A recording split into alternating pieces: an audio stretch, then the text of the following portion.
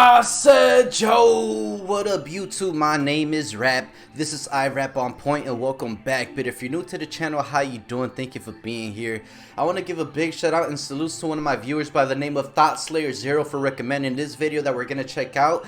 This video is called The Updates That Broke Dead by Daylight. This video was uploaded 1 month ago and the name of the channel is MINTSKULL.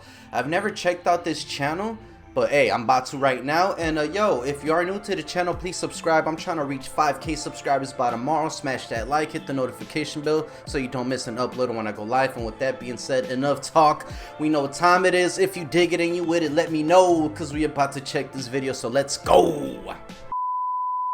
Does anyone remember how the perk Wake Up caused the killer to disconnect if the user opened an exit gate?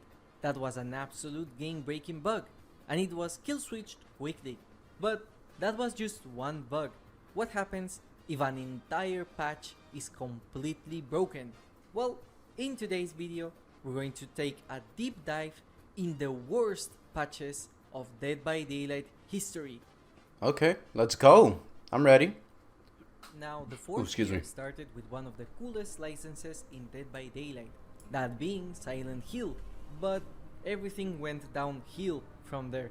The next chapter was the Descent Beyond chapter, with an absolutely broken and unplayable Blight PTB that ended up releasing to the live with a broken POV.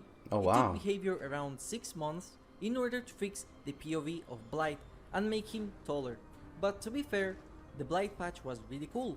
What was really bad was the next chapter introduced to the game, with one of the most broken PTBs in the entire game. The twins came to the game with a really bad impression. Wow. Nobody was hyped to play them, and nobody was impressed either. The twins came with an absolutely broken power to the live game. Victor getting stuck, very clunky power, Victor having a broken animation when growing back. The twins' power. Alright, so I assume that the twins are fixed now, but is that the reason why I don't see a lot of twin killers when I play Survivor? Like, are people still not fucking with it? Like, let me know in the comments, because I do not go against a lot of twins, or it's rare when I do, you know? Like, I like kicking a baby, you know? Was extremely buggy. In fact, the locker interaction with Victor was not in the game yet. It was added later. Wow. But that was not the worst part of this release. Without exaggerating, 5 of the 6 perks in this patch were broken. 2 of them did not work at all. Damn. The list of known issues is the most absurd in the game by far. The DLC was released in a really bad, unfinished state that made the twins one of the worst received killers in the entire game. And to make Hold up, let me read some of these real quick, if you don't mind. So, in a really bad, unfinished state that made our bugged and unfinished the release. twins one of the For some reason, Good Old Behavior decided to release this chapter in the state it's currently in. The killer's power might work if it had any sort of forethought put into it, which is clearly not the case since the dev somehow didn't realize you could jump in a locker and instantly negate Victor's existence. Their band-aid is to include an unanimated interaction that would be unacceptable in any other game, but fits right in here with the plethora of other visual bugs that for some reason remain unfixed. Damn, Behavior! What's more, they nerfed a slightly interesting perk into the ground and did nothing about the awful power cooldown that makes the twins the worst killer in the game? Is that still the case? Hands down. Oh my god. received killers in the entire Buggy on release. They knew it was all broken but released it anyway and said, give us your money now, we'll fix it later. Yo, I hate when developers do that shit, man. Come on, bruh. game. And to make things worse, the next update completely reworked the UI to be one of the ugliest ones I have ever seen in a video game. What were they thinking with this? What's Each that? icon in the HUD was spread further away than my cheeks when I play against a tryhard nurse. Luckily, this was quickly remade into the really cool UI we have nowadays, which I appreciate a lot. I'm gonna go back. I don't understand what he said. What's UI? I don't know what that means. Can someone school me, please? What is UI? What were they thinking with this? Each icon in the HUD was spread further away than my cheeks when I play against a tryhard nurse. Pause. Luckily, this was quickly remade into the really cool UI we have nowadays, which I appreciate a lot. But the next chapter of the twins was Trickster. And let me tell you, a lot of people hated this entire DLC. A K-pop killer, pandering, doesn't fit the game, pretty boy, blah blah blah. The state he was released in I was agree. also really bad. Trickster provided nothing unique to the game, and his power sucked. He was considered one of the weakest killers in the entire game. Really? And to put salt in the wound, this patch also introduced one of the worst bugs for survivors, palette desynchronization. For your killer point of view, the hit was fair, but for survivors, every hit was absurd. The game took priority on the killer hit instead of the palette. Survivors were getting hit from across the loop. What? It was borderline unplayable for survivors, and this lasted for way too long. And if you think this year ends up with a happy ending, well, I'm sorry to say that after Trickster, it was time for the 5th anniversary. A Dead by Daylight anniversary is always important, as most of the time we get free rewards, a cool chapter, and I a hate massive Nemesis. amount of blood points. In fact, the chapter of this anniversary was none other than Resident Evil, but if you played during those times, you would remember how bad it actually was. First of all, the new Resident Evil DLC brought the worst map in the game by far in terms of playability for both sides. It looks really pretty and is the best map visually in the game, as well as the coolest idea they had. But the RPD is I'm sorry, I don't like the map, man. Who here likes the fucking Resident Evil map? I don't like it. I don't like the map.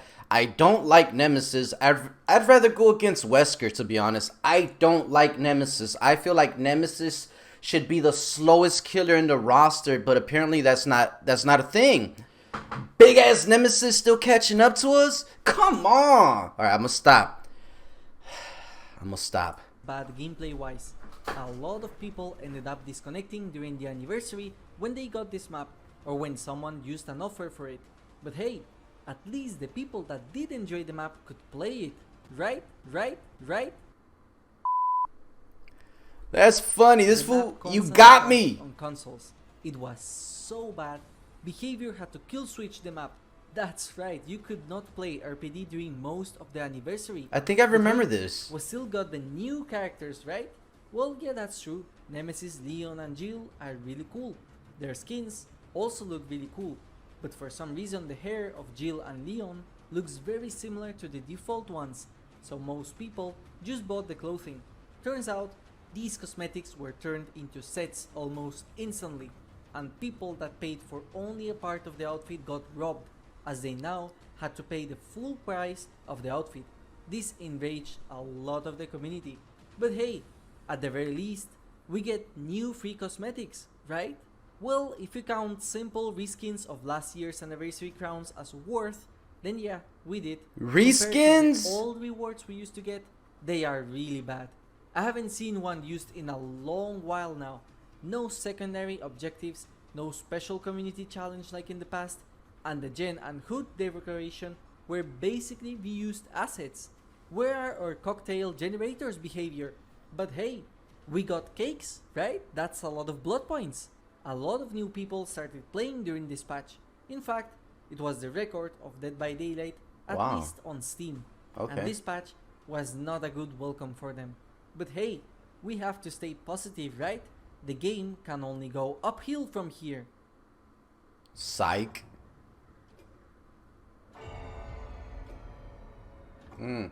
Yo, I'm so mad I missed this.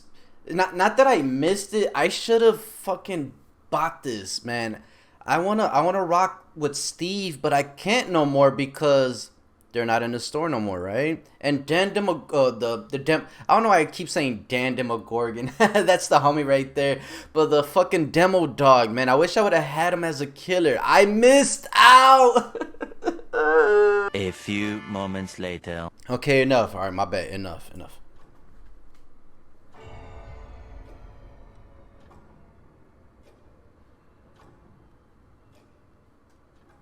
Skill-based There matchmaking. have been many updates in Dead by Daylight, that's true.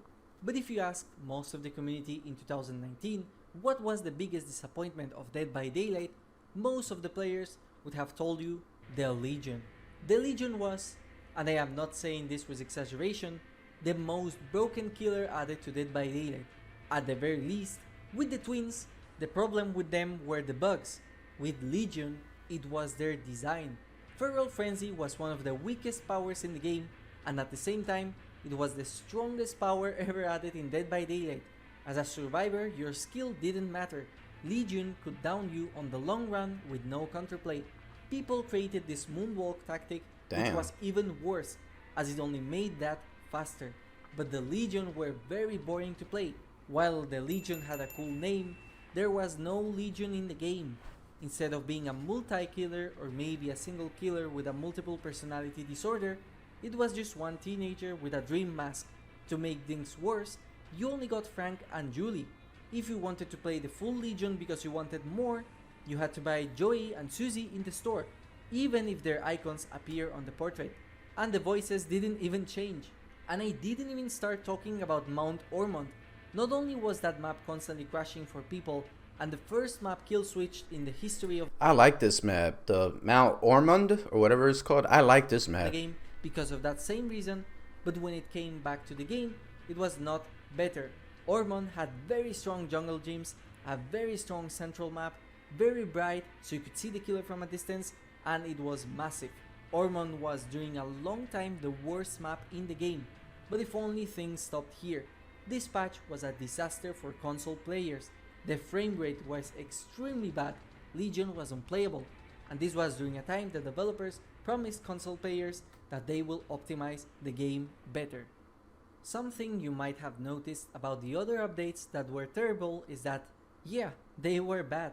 The new content was not quality and filled with bugs. There were some crash problems, especially for the new maps introduced, but those can be avoided by simply not playing the new killers. We also had the kill switch, so even in the worst case possible, behavior could remove something for the game until it was fixed. What if an update was so bad, it made the game completely unplayable? Yikes. Well, say hello to the Howling Grounds event of 2017. While the other updates were at most a bad experience, this is truly the first update ever that made the game unplayable. And I am not exaggerating. This patch was the infamous update that added a bug fix so bad, to this day there is no answer to the question, what were they thinking? Fixed an issue that made it impossible to rescue a dying survivor with a pallet, flashlight save, while being picked up or dropped mid-animation. This was stated as a balance change. Do you understand the implication of this? To put it simply, if you want to save a survivor from the killer's grasp, you need a specific flashlight and pallet stone timing in order to have a successful save. What? Behavior said that was unintended, so they fixed that bug. What caused this is for survivors to have guaranteed saves anytime a killer picked up a survivor from a pallet or when they had no wall to cover their eyes from. This update was the worst update for killers by far, and the animation looked really bad. But if you think that's the worst, then you are very mistaken. This game completely broke the terror radius, and now, while you were playing, the terror radius was everywhere. You could be repairing a generator and suddenly hear the terror radius as if the killer was right next to you. I wish I had proximity. I think that would be dope. Look at that bullshit.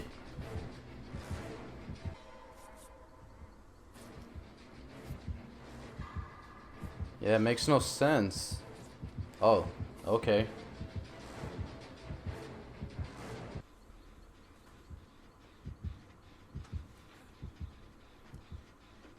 What? What just happened?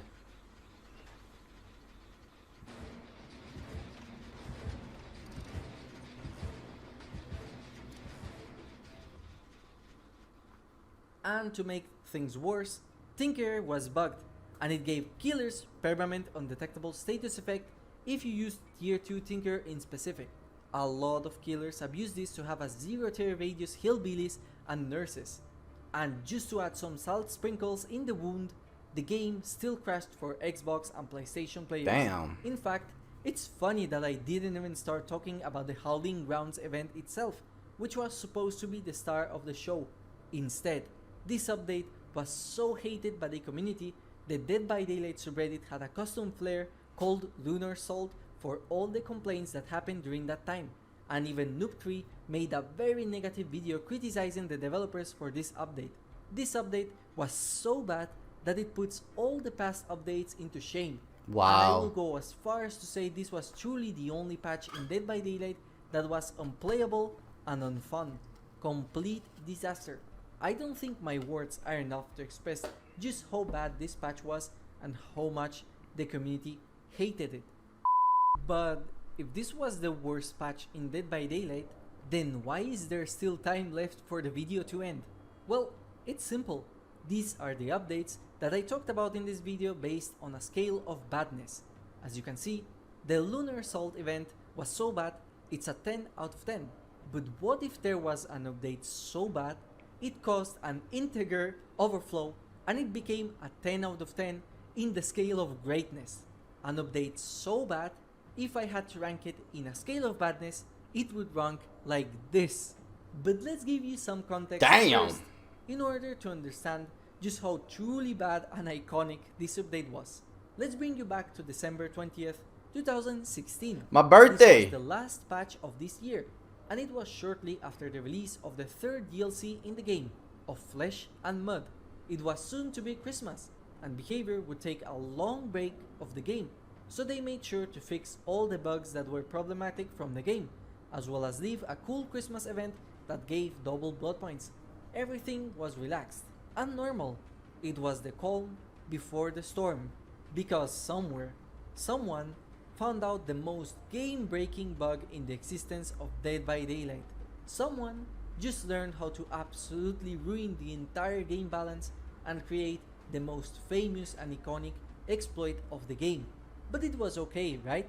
It was a very underground glitch, and since the game was not as popular back then, most of the community was completely unaware of this exploit even existing. But for some reason, one day, a very popular content creator, Admiral Bahru, decided to reveal the exploit to everyone in the community. He made a video, now privated, on how to perform this exploit on any character you want. But what is this exploit in specific? Tell me. Well, wait, what? My dude got a chainsaw. I'm coming for you. What the fuck just happened? What? What is that? C'è la motosega! C'è la motosega sui piedi!